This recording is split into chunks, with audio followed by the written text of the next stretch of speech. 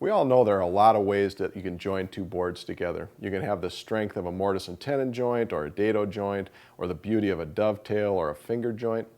But sometimes you're looking for something that's quick, simple, and strong enough for the application at hand. In those situations, I generally turn to the biscuit joiner. And I wanted to walk through just some of the reasons why I really like this joint so much.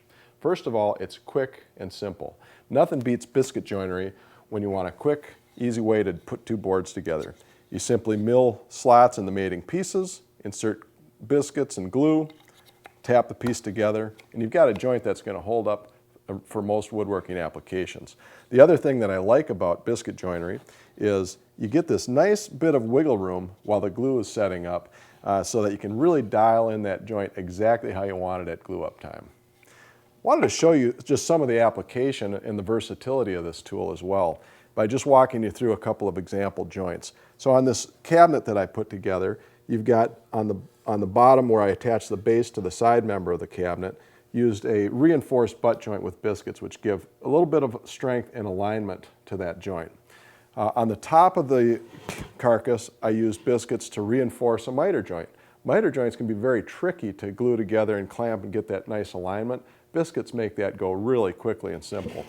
When I went to put the face frame together, I was going to use biscuits for that as well, but the standard number 20 biscuits that I typically use were far too big for the small profile of this face frame.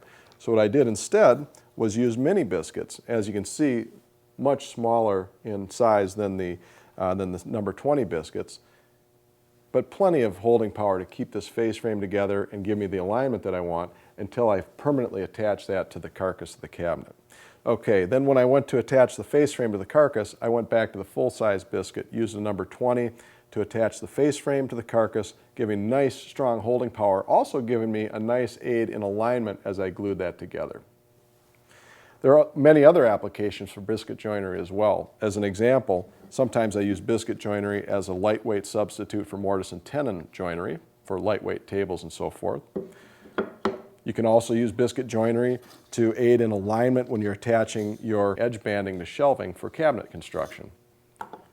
And some of the other specialty things that you can do with biscuit joinery, you can use these neat, fancy hinges that they have available where you mill the biscuit slots and then drop the hinges into those slots.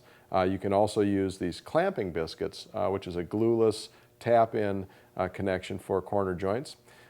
You also have this nice knockdown hardware, which allows you to mill a biscuit slot and drop those self-seating knockdown hardware components in place.